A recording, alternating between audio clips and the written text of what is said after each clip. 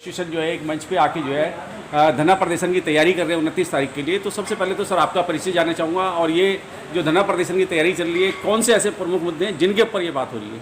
मैं डॉक्टर नरेंद्र सैनी हूँ, हाँ, former secretary general of Indian medical association, past president of Delhi medical association, और जो हमारे ईस्ट दिल्ली ब्रांच का उसका भी पास्ट प्रेसिडेंट हूँ। ये कई सालों से हमारे मुद्दे चले आ रहे हैं। ये हमारे मुद्दे जो हैं डॉक्टर्स के भी नहीं है, साथ साथ एक आम आदमी की ज़िंदगी से जुड़े हुए हैं। चाहे आप हमारे सरकारी हॉस्पिटल ले लीजिए या प्राइवेट डॉक्टर ले लीजिए, वहाँ पर जो कंडीशंस हैं, जैसे सरकारी हॉस्पिटल लेते हैं, आज हम जीटीबी हॉस्पिटल में खड़े हैं, यदि वहाँ के सरकारी हॉस्पिटल में देखें तो यहाँ देखें कि यहाँ पर कितनी जो डॉक्टर्स के लिए ड्यूटी रूम है, कितनी असुविधाएं हैं। उनके ऊपर 48 आवर्स, जबकि सरकार की तरफ से कानून है कि 48 आवर्स से ज़्यादा ड्यूटी नहीं होनी चाहिए। कितने से हमारे यंग डॉक्टर्स है 48 आवर्स से ज़्यादा ड्यूटी देते हैं।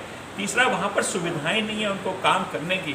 आप जाकर देखिए वहाँ के जो ड्यूटी जो उनके हॉस्टल से ड्यूटी रूम्स हैं, वहाँ पे बिल्कुल भी ऐसा नहीं हो सकता कि एक आम आदमी वहाँ काम कर सकता है। यदि आपको कहीं लोगों से काम लेना है तो वहाँ पे अच्छी सुविधाएं भी देनी पड़ेंगी।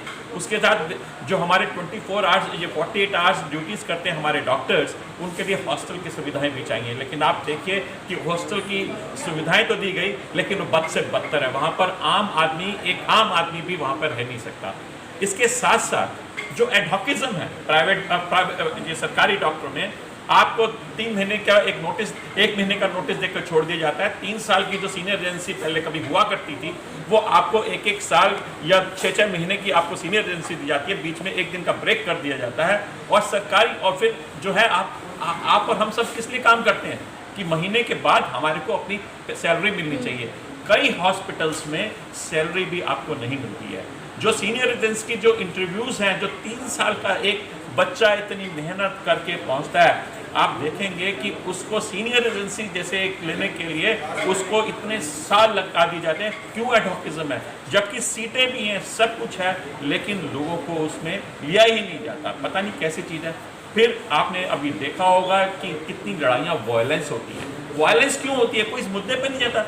डॉक्टर बेचारा काम कर रहा है, मरीज को कोई भी असुविधा होती है क्योंकि मरीजों के लिए यहाँ पे जगह ही नहीं है, डॉक्टर की पिटाई हो जाती है। एक कानून आया कि जो भी कोई डॉक्टर पे वायलेंस करेगा तो उस पर क्या होगा, उसके ऊपर धारा लगेगी which is non bailable offence. आप बताइए आज तक कितनों ये सिर्फ लगाएगी कि डेटरेंट हो, ताकि लोग इस तरह के काम ना करें। क्योंकि इस तरह के जब लोग वायलेंस में काम करते हैं तो उससे एक नुकसान क्या होता है? नुकसान ये होता है कि बाकी मरीजों को भी नुकसान होता है, क्योंकि आम आदमी डॉक्टर काम नहीं कर पाता तो सारे लोगों को नुकसान होता है। इसलिए ये धारा सरकार ने खुद लाई, लेकिन आज तक उस धारा का प्रयोग किसी पे नहीं हुआ। इसलिए आज दिन देखिए आप डॉक्टरों पे वायलेंस होती है। हम कहते हैं इंक्वायरी बिठाइए, और यदि हमारा डॉक्टर दोषी है तो उस पर करिए, लेकिन हमेशा आप देखेंगे सरकार दोषी होती है, वहाँ काम करने की सुविधाएं नहीं होती और डॉक्टर्स की पिटाई हो जाती है। तो इन सब चीज़ों को रोकना होगा। फिर प्राइवेट डॉक्टर्स को लीजिए, आप कहते हैं कि हम लोग मरीजों की सेवा करें, हम अपनी पूरी सेवाएं करते हैं, लेकिन ये जो हाउस टैक्स है वो डॉक्टरों के ऊपर और किसी प्रोफेशन पे नहीं लगा, 2 से 4 कर दिया गया। एक तरफ से कहते हैं कि आम आदमी को सुविधा होना चाहिए। यही यदि आप सोचें कि अभी भी आप देखेंगे कि 30% जो सुविधाएं हैं सरकारी हॉस्पिटल में मरीजों को मिलती है, 70% प्राइवेट मिलती है। तो प्राइवेट डॉक्टर्स में आदमी पैसा खर्च करता ना।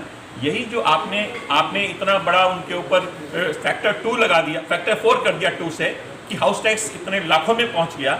अब ये कहाँ से आएगा पैसा? पैसा तो मरीजों से आएगा ना। तो आपने उसको और अच्छे से बढ़ा दिया। ऐसे इलेक्ट्रिसिटी जो पहले डोमेस्टिक रेट पे मिलती थी, डॉक्टर को फिर कमर्शियल रेट पे दे दी गई। आपने फायर एनओसी होनी चाहिए, हम मानते हैं फायर होना चाहिए, लेकिन हमारे पास फायर एनओसी यदि पुराने हमारे इतने सारे नर्सिंग होम चल रहे हैं, तो फायर एनओसी के जो प्रावधान है उनको कुछ ना कुछ चेंज करना चाहिए, ताकि आपकी फायर से भी बचें, लेकिन उसके साथ साथ वो नर्सिंग होम भी चल सके। यदि आज नर्सिंग होम हमारे बंद हो गए, जो छोटे छोटे हमारे नर्सिंग होम हैं बंद हो गए, तो सारी की सारी सेवाएं समाप्त हो जाएंगी हेल्थ की। क्योंकि गवर्नमेंट तो पूरी फुल कैपेसिटी से जो 30% लोगों को दे रही है, हमारे डॉक्टर इतनी मेहनत कर रहे हैं, लेकिन जो 70% जो छोटे छोटे हॉस्पिटल में काम कर रहे हैं वो सुविधाएं भी खत्म हो जाएंगी। इसलिए इस मुद्दे पर हमने सोचा कि सारे के सारे डॉक्टर्स मिलकर, हमने राजघाट भी क्यों चुना, क्योंकि हम लोग अहिंसा के लोग हैं, हिंसा में विश्वास नहीं रखते। गांधी जी ने एक ही चीज़ सिखाई थी, असत्य पर सत्य की विजय, और बिना हिंसा के होनी चाहिए। उसी तरीके से हम लोग उस दिन मार्च करेंगे, गांधी जी को नमन करेंगे और उनसे आशीर्वाद लेंगे। और हम सोचते हैं कि ये हमारी आवाज़, ये हमारी संख्या जो उस दिन पहुंचेगी, वो शायद सरकार के आंख और नाक खोले। और हम जो हम क्या, मैं चाहता हूं कि जो आप सारे लोग मिलकर चाहते हैं कि हम सब लोग डॉक्टर्स अच्छे से काम करें, अच्छे से लोगों को सुविधाएं दें, वो हम कर पाएंगे। नेक्स्ट